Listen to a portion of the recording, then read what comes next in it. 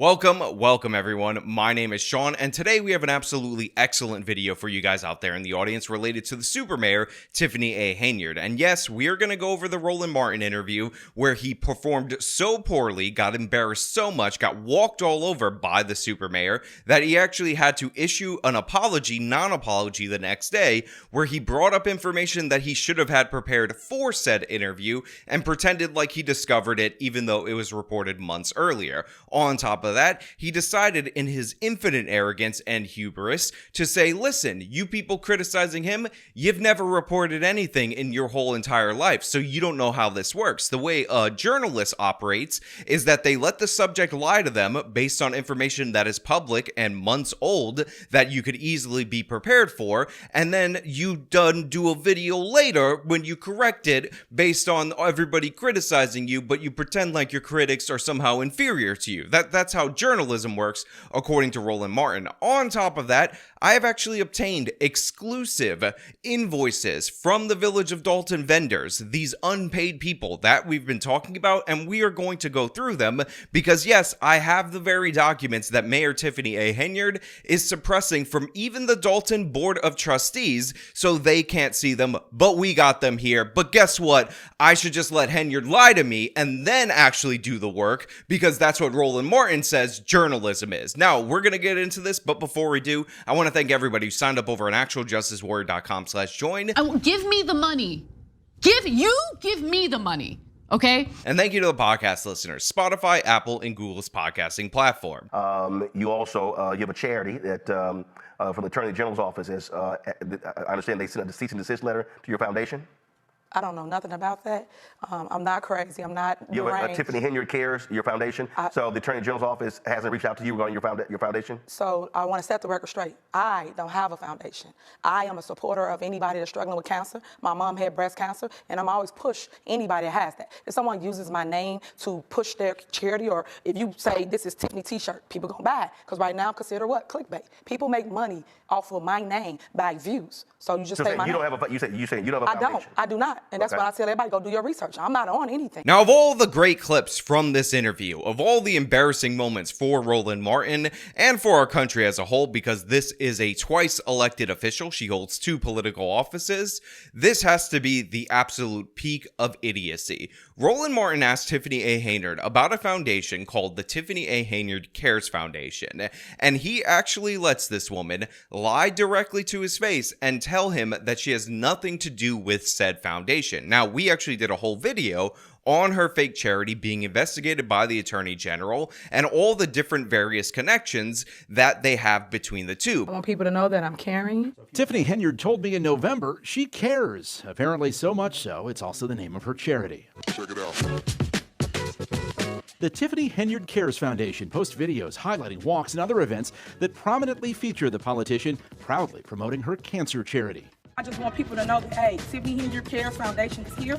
We will help anybody in need. But Roland Martin is a completely unprepared idiot, so he doesn't have anything to counter that, so he actually buys into, even though he's a bit confused by it, this idea that maybe a foundation that is being promoted on all her social medias, that she has her face all over, is somehow, in some way, shape, or form, not connected to her like she said. And in fact, there's actually video that he plays of her at an event for this particular charity, and guess what? He still buys into her explanation, even though he's so confused by this, and he can't realize that this woman is lying directly to his face. So show the video here, 'cause I'm trying to understand this here. So this is a video of you marching with the charity.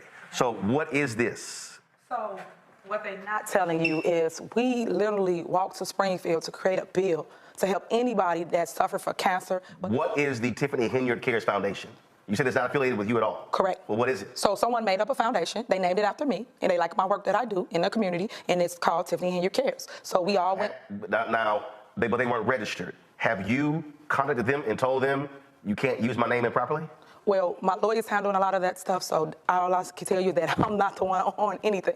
That's the only thing I can tell you right now. So I'm just trying to answer to the. So you're saying there's a foundation that's not registered, but it has nothing to do with you? Correct. That's true. Okay. That's so true. you're not aware of any of the work that they've done, money that they've raised, anything along those lines? Correct. Okay. Now, just a quick refresher for those of you out there in the audience from my previous video on this particular foundation. This foundation was actually approved $10,000 from Tiffany A. Henyard. Again, this information was available months ago. Henyard mixes her two taxpayer-funded jobs and charity work. That's Keith Freeman sitting next to her at a Dolton meeting where he's the village administrator. Freeman is also an advisor to Thornton Township, and he's the guy listed as the registered agent of Tiffany Henyard's foundation. I think it's just about personal gain and trying to use it as more of a publicity type thing. Chris Gonzalez is the last surviving critic of Henyard on the Thornton Township Board. He and other critics say public money has been used to fund Henyard's private charity. They say board members were asked to approve a $10,000 payment to the foundation in 2022. But Roland Martin acts like he discovered it just yesterday in his video released after the interview. So she said in the interview that the foundation was not hers. This is from a council meeting. I'm doing that I'm really, really big on, that's dear to my heart, is I'm real big on a cancer foundation. I have created Tiffany Henyard Cares Foundation, and what that entails is helping everybody within the 17 municipalities with services, such as well services and resources, such as if you need help paying for chemo, radiation, your medicine, your wigs, your prosthetic, your breasts, things of that nature, even helping you in housing, because I know firsthand how that feels to just not have help. Now, Tiffany A. Henyard is in fact the head of the Thornton Township Board of Supervisors, so she appropriated money to an organization that only became a legal entity the day that that appropriation was made, that bears her name, and said that she was the founder of it while she was doing it, yet Roland Martin didn't know any of this information coming in, and now he's acting like he discovered it anew. Well, Roland, Mr. I'm not doing any research on this at all whatsoever. I will also point out that Tiffany A. Henyard paid for via the village credit cards and via the Thornton Township credit cards Days before a much publicized cancer walk from Dolton to Springfield. Thornton Township credit card records show taxpayers then footed the bill for more than $10,000 in hotel rooms along the route. the entirety of a walk that, by the way, is featured prominently on the Thornton Township YouTube channel, so she's actually promoting it through official means while simultaneously claiming she doesn't know that it exists. This would be obvious information that was available months ago, but again, Roland Martin is acting like he just discovered it today. That's how stupid this guy actually is. What I need people to understand is that I love all the people out there who ain't never reported on nothing. No, man, you should have did it this way. First, you have to ask a series of questions to get answers. And now you come back with, okay, there are contradictions in the answer. Now look, it's one thing to be completely unprepared for an interview. Roland Martin has staff. His staff is probably incompetent because they didn't prep him for this.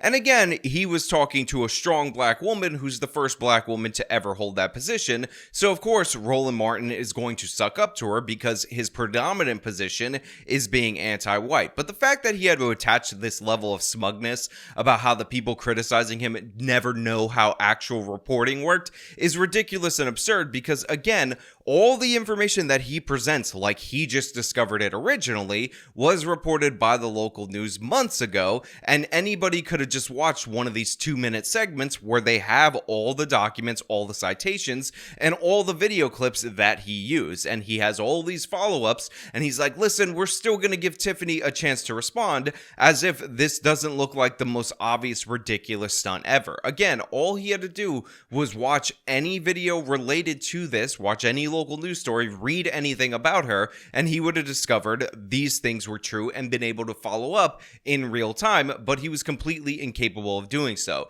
To the point where this idiot, again, was able to accept live on his show that Tiffany A. Henyard is not at all involved whatsoever with the Tiffany A. Henyard Foundation, the one that's being promoted on the Village of Dolton YouTube channel, the one that she participated in a walk with, the one that she appropriated money to, and the one that charges the expenses for its events to the Thornton Township and to the Village of Dolton. Really think about how dumb that is. Take me through what took place with the change in pay for the Thornton position. Yeah, again, what your critics say is you laid an effort to cut the salary if you don't get reelected, but the salary stays the same if you are reelected. And see, that's again what I mean by research and what I say in the media and everybody doing the smear campaign. It's an ordinance already on the books. Now, the next thing that I find absolutely hilarious is that Tiffany A. Henyard was again able to fool Roland Martin by telling him that, listen, this story about her cutting the Thornton Township salary from over $200,000 to $25,000 if she loses re-election, that's totally not her. In fact, that was due to an ordinance that was put into place before she was in that position. And honestly, you really need to look into the facts and get your facts straight, because people were just saying that position was too highly paid. They didn't tell you that, right? No, what's the ordinance? The ordinance is on the books. My predecessor, he created that ordinance, and it's already there. That if he was to run or not run, that the salary drops. It's already there. Okay, so you're saying prior to you coming there, that was that his decision, or was that the Thornton Township trustees' decision? Well, it's them as a group, because they have to vote on it. It's right. Ordinance form, so yes, it was everybody's decision. So you're saying, now look, there's a lot of corruption in the state of Illinois. In fact, they have the most convictions for corruption since the year 2000 out of any other state in the union. So it is not surprising to me that the previous Thornton Township supervisor ended up pulling a similar move that Tiffany A. Henyard did, which was to cut the pay down to size to prevent people from challenging his position for re-election.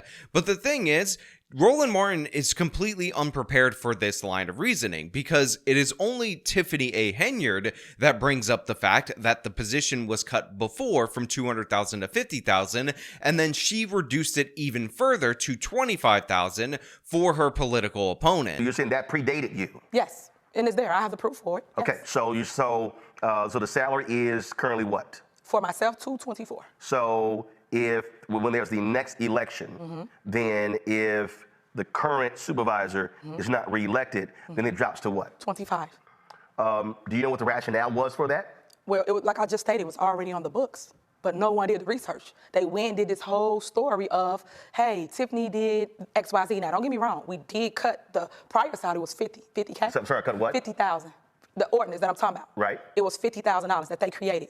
Now, we cut it in half. We did do that because everybody said we make too much money. Now, Tiffany admits this to Roland, and Roland just accepts this, even though she is admitting to doing exactly what she is being accused of doing, reducing it even further from a reasonable salary of $50,000 to $25,000. And again, if it's about the position making too much money and reducing the salary to save the taxpayer money, why does it only kick in if Tiffany A. Henyard is the one who loses her election? Why does it only kick in for the next person? So we did do that. Okay, but it was cut from what, 224 to 50? No. That's what I'm trying to say. What was 50?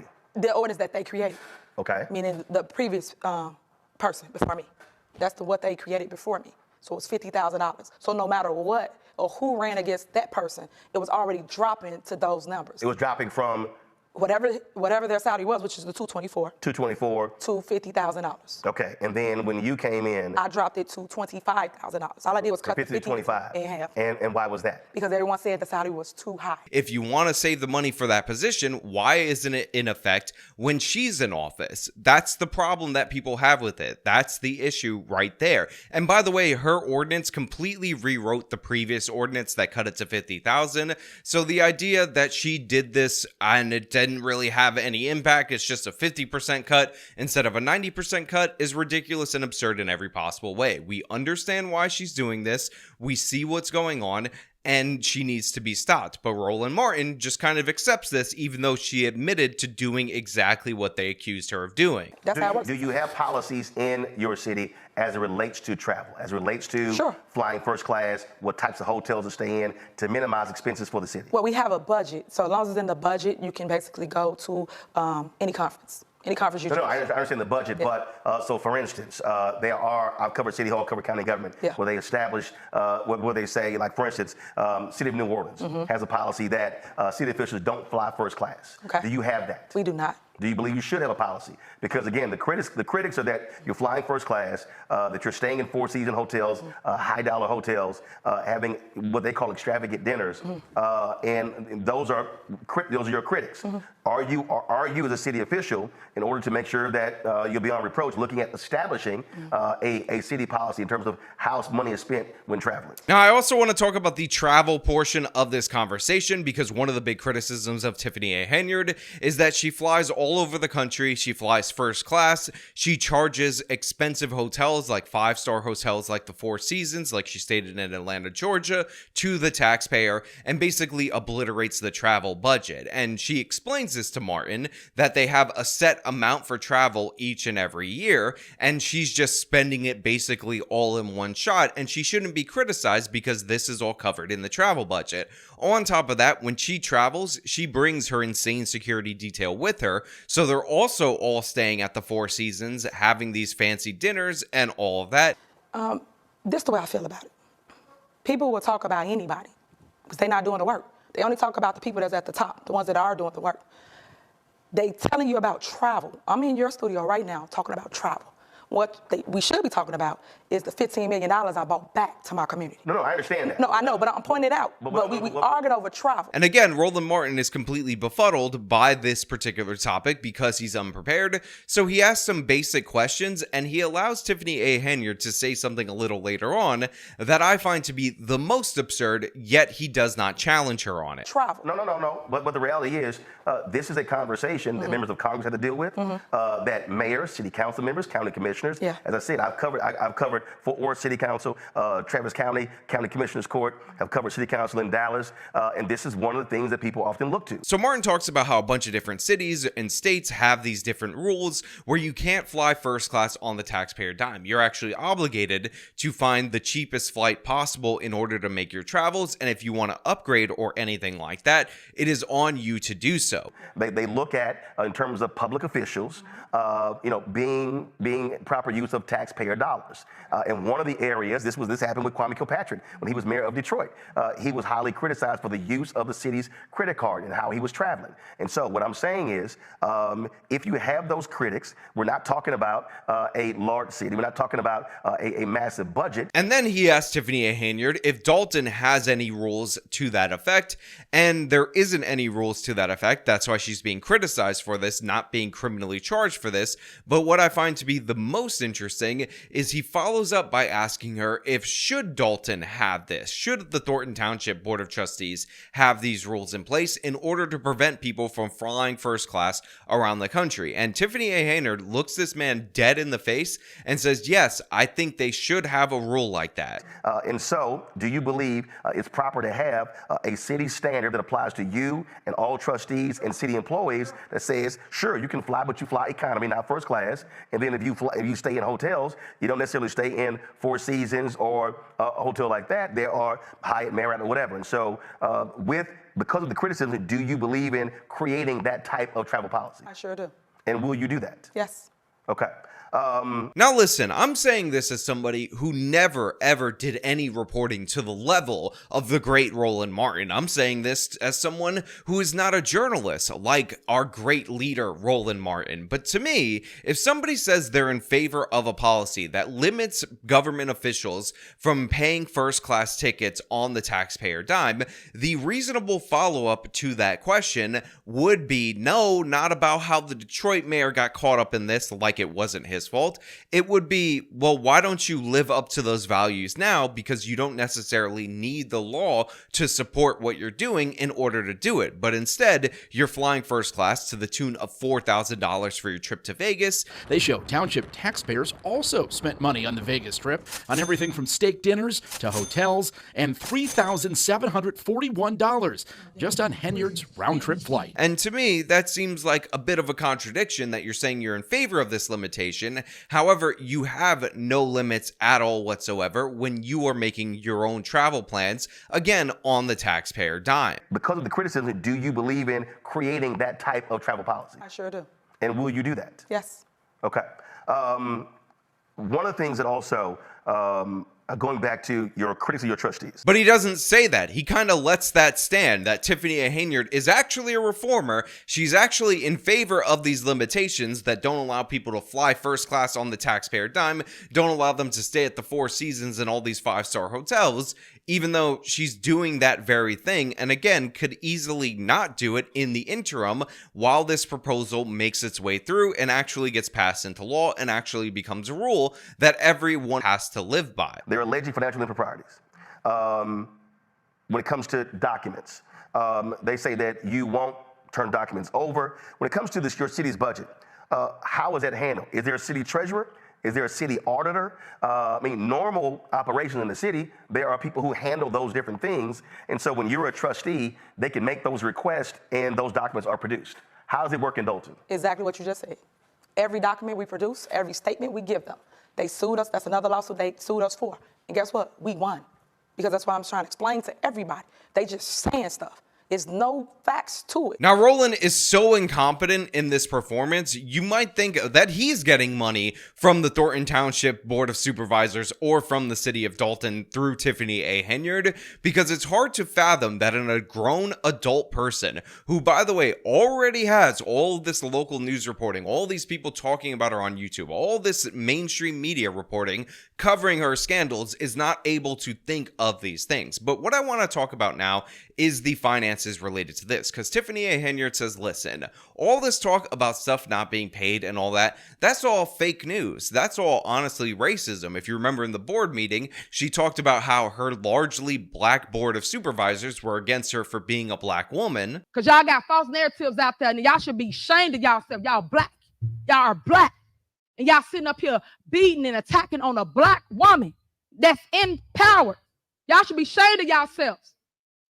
All the stuff that y'all did to get people to come to our community, to just diss and down our community. Shame on y'all. And once again, Mr. Roland Martin never, ever has any sufficient pushback against her, despite the fact that the proof in the pudding is in the taste, which you can't taste because Tiffany A. Henyard is trying to block people from seeing what's going on, from seeing what should be public documents. Well, guess what? That ends today. I got some of these documents, I got these invoices, and I want to go over them, having been somebody who never reported anything like the great Roland Martin, so we can see what's actually not being paid, despite the fact that it was authorized by the Board of Trustees and should be issued by Henyard's office. Now look, there is a lot of information contained in these documents. I want to go over them one by one, and what I want to start with is the police department, because we've heard so much, even though again Roland Martin didn't bother to challenge Henyard on this, about the overtime being paid to officers, like the fact that they're getting 303 hours in one particular instance and upwards of 150 hours on the regular in order to guard Henyard, despite the fact that their department is incredibly small and despite the fact that this is to the tune of $1 million more than the previous administration. The officers are paid every 2 weeks, which without overtime is 80 hours. But when they're put on Henyard's detail, that 80 hours balloons to well over 100 hours, sometimes 200 hours. And in the case of Officer Terry Young last May, 303 hours worked over a 2-week period. That resulted in a single paycheck of more than $13,000. Now, we've covered the fact that this is occurring at the same time that Dolton has not made payments on their police vehicles, and those vehicles will actually be seized. In yet another shock to Village of Dolton trustees, a letter falling on their desks dated February 14th, representatives from Kansas State Bank threatening to repossess 13 Village vehicles, saying more than $76,000 is overdue and climbing. The Board of Trustees approved payment in May of 2023. But where that loan payment went that was due 9 months ago is anyone's guess. Well, guess what? They also aren't paying for ammunition, so your armed police officers that need to be ready to encounter criminals are about to be frozen out by the supplier of ammunition that they go through because they're not paying these bills. And again, I have the invoices right here to show them to you. So this invoice is dated 11/21/23. You can see the sales number right there. You can see that it's for ammunition. You can see that it was picked up on 11/20/23 by Officer Ruff. And this is a $1,119 bill and 40 cents that again has not been paid, despite the fact that the ammunition was picked up by this Dolton police officer. But wait, there is in fact more, because we have another document for a week later picked up by P.O. Michael Gilhooly on 11/30/23, and this is actually $1,179.60 for ammunition. Now, I know some of you are thinking, Sean, that's a petty amount of money. I don't know why you're bringing it up, but the thing is, the way that Dolton is dying is by 1,000 cuts, and when we're talking about a $7 million deficit potentially for that particular city, basic things like this have to go unpaid in order to cover Henyard's travel, and the idea that your police department would basically be out a vendor for ammunition because you can't pay a couple $1,000s in ammunition bills is ridiculous and absurd. And yes, according to my sourcing, they have not been paid as of February of this year, despite the fact that these ammunition orders were picked up in November of last year. Now, there's so much more, and like Tiffany said, this is like if you don't pay your mortgage or your electric bill, then you have a bunch of problems. Well, I have also obtained information from a company that provided 4 light towers to the city of Dolton, and these light towers ended up costing the city of Dolton about $25,000. However, even though those payments for those towers were approved back in July, they have not been paid for said towers. It's 150 days past due, and just in the same way that they are threatening to repossess those police cars, they're actually talking about repossessing these light towers. And again, I have the documents to back this up, so when United Rentals comes and they repossess these light towers, don't be surprised because they've owed this money to them since the month of July. But wait, there's even more. I have a copy of a demand letter from a company called Third Millennium Associates Inc. that has 2 separate invoices that of course are months past due, that of course the city of Dolton is not paying because Tiffany A. Henyard is withholding those funds. And let's go over these so you could see these amounts. Now, the invoices are covering the vehicle mailing services the company performed along with the postage for that mailing, and they are actually getting up there in terms of their heft. So just the postage alone is $5,476.66. And again, this is from May 24th, 2023. The follow-up, which by the way is from May 26th, 2023, just 2 days later, says programming and system setup for 2023 vehicle and pet application mailing, CASS and NCOA certification for the billing file, provide CD-ROM of citizens who have moved out and within the community, sort intelligently insert vehicles by surname at a discrete household, laser imaging, intellect inserting, and mailing of vehicle applications. Restaurant records was 14,511 vehicle records, 6,386 pets going into the 11,688 envelopes. Mail date was 5/26/23. Now, as you can see, the past due amount is $12,290.32. So yet again, we have another company, another vendor to the city of Dolton that performed these duties months ago for the city of Dolton and has had to email constantly, try to contact representatives, show up to meetings demanding payment with no response, to the point where they're issuing demand letters where if you know anything about legal language, that means, hey, you better give us this money, otherwise we're going to potentially sue you. And again, the amounts are just getting higher and higher. Now, I've also obtained this settlement letter from CCSK Law, which relates to PureTech LLC and invoice number 351193. Dear Mayor Henyard, good afternoon. My name is Daniel Trim. I represent PureTech LLC, the quote PureTech. I am in possession of a contract that was executed on or about August 4th, 2023 by and between the Village of Dolton and PureTech. The initial deposit was timely submitted via wire transfer on or about August 14th, 2023 from the Village of Dolton's bank account in the amount of $32,500. On or about September 9th, 2023, the project was completed and approved by the village, and PureTech submitted the final invoice for the amount of $32,500. Since this date, PureTech has had the following various communications with individuals associated with the village. And there's a list of different various times that they tried to contact them on behalf of this company in order to get payment, and then it concludes with the following. We have been retained to determine the status of this payment payment. PureTech had never worked for the Village of Dolton before, was willing to provide below market value for the project, and completed the project. Said work had been approved by the proper parties. In fact, the Village of Dolton's YouTube channel made a video featuring the ice rink coating that PureTech installed, yet the village has decided to retain monies that PureTech has earned. Further investigation into this matter has led PureTech to the conclusion that there is a disagreement between the mayor and the village and its trustees. However, that does not change the fact that PureTech and the village had a legally binding contract that PureTech has performed as it was obligated to. Now, we actually have a clip of Tiffany Henyard celebrating the ice rink. Hey y'all! It's your mayor, Tiffany A. Henyard, the people's mayor. We here in the Village of Dolton and we about to get our skate on. Remember, when all 5 of them trustees said no, look what God did.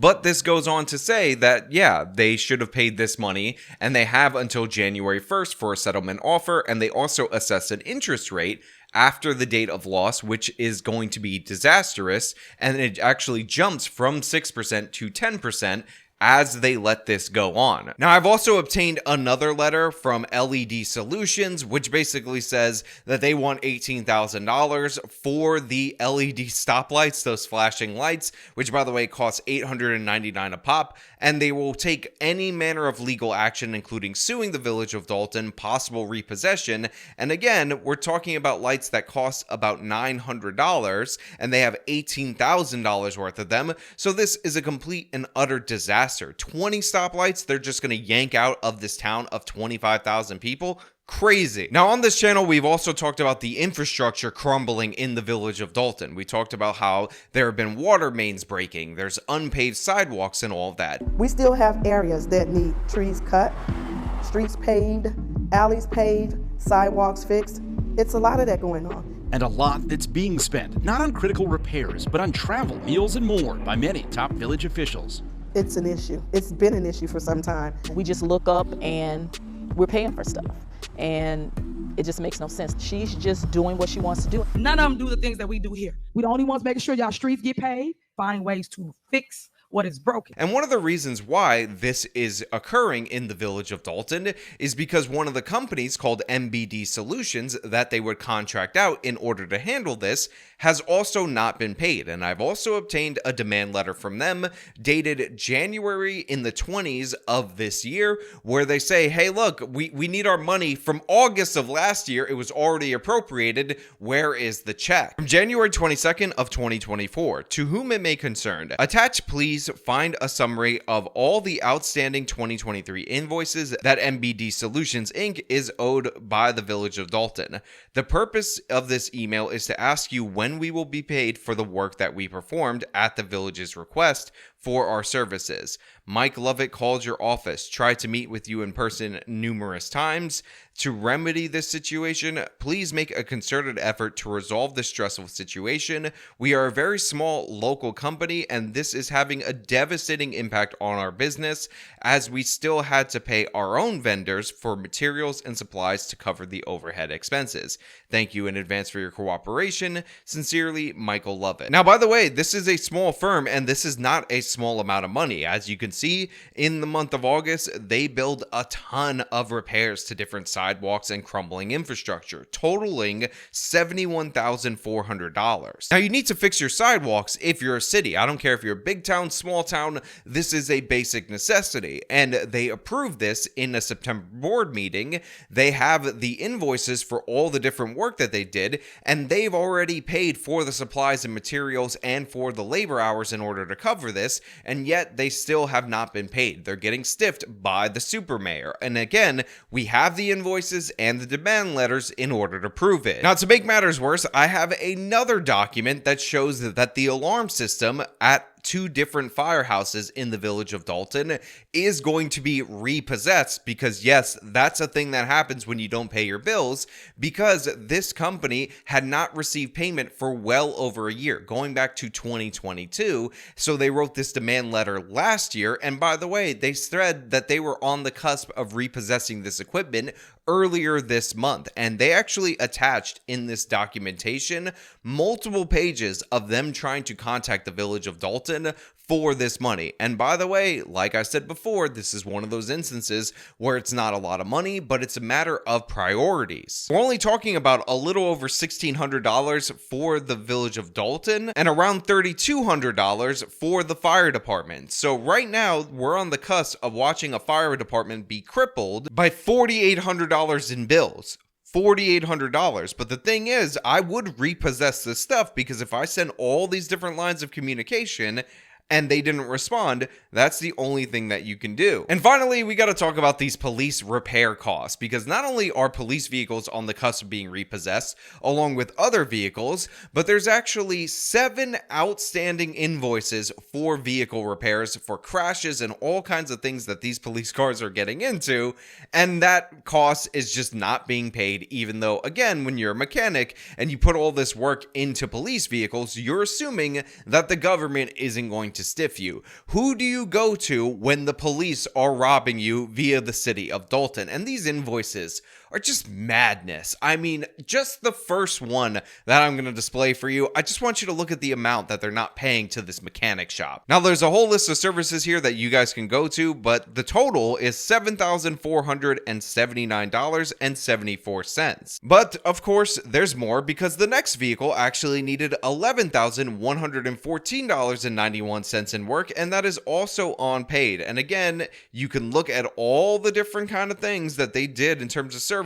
Pause the video if you need to, because it's just absurd. Now, again, invoice number 3 has $2,735.33 in vehicle repairs, which honestly seems like a break compared to the others. But again, we have unpaid repairs for village vehicles. Invoice number 4 totals in at $7,814.29. Again, big time money for repairs. I guess the Dolton police be crashing all the time due to all the lengthy hours of overtime they have to work doing Tiffany A. Henyard's security detail. But one of the things that made me laugh is the fact that even the small bills are not being paid in terms of repairs to this mechanic shop, because I have a bill of $110, another invoice, final notice, that is not being paid by the village of Dolton. That's like a tire rotation. In fact, let me look at what the actual services are that they're not even bothering to pay for. Yeah, that's right. It's a fender and wheel flare adjustment. No big deal. Now, invoice number 6 is $6,758.97. Again, unpaid. You can look at the dates that these were issued.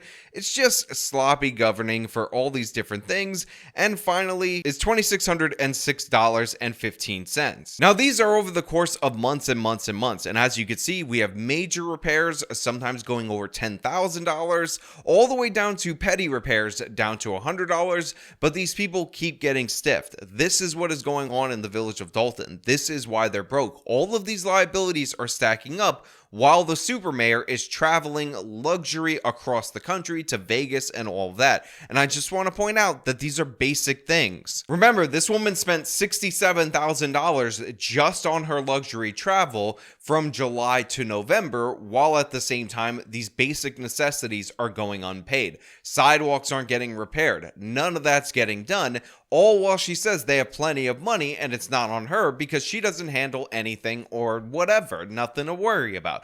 But if you weren't spending over $1 million more on your security detail for your police department, maybe your vehicles wouldn't get repossessed. If you were actually paying for your vehicles to be in service instead of falling behind on that, maybe you could cover the repairs. It's insane what is going on right here, and it exposes the city of Dolton to all manner of crises because they're losing alarms in their fire department, they're losing lights on their streets, stoplights, all of the basic necessities for the city are going completely unpaid. We have the invoices to see what exactly is not being paid attached with the demand letters, and Tiffany Henyard is pretending like it's no big deal and flying first class around the country, donating money to her own charity. Now, I know that comes from the Thornton Township, that donation, but that's not the point. This is how she treats the taxpayer purse. This is what she does to authorized vendors who in many of these demand letters will cite the very board meeting that the payment was authorized by the Board of Trustees, and yet they still have not been paid.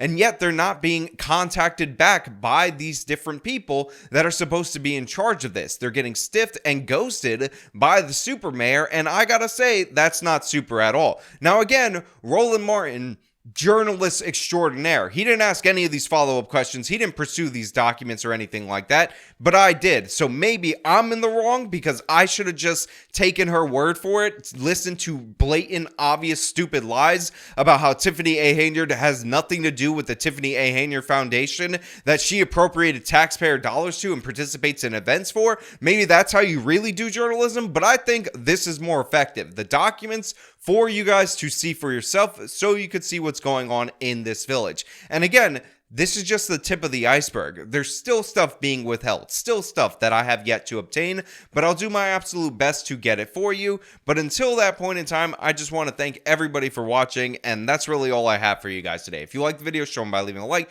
subscribe for more content, follow me on the social media, support me via the support links in the description of this video. This has been me going over the exclusive documents from Tiffany A. Henyard. Till next time.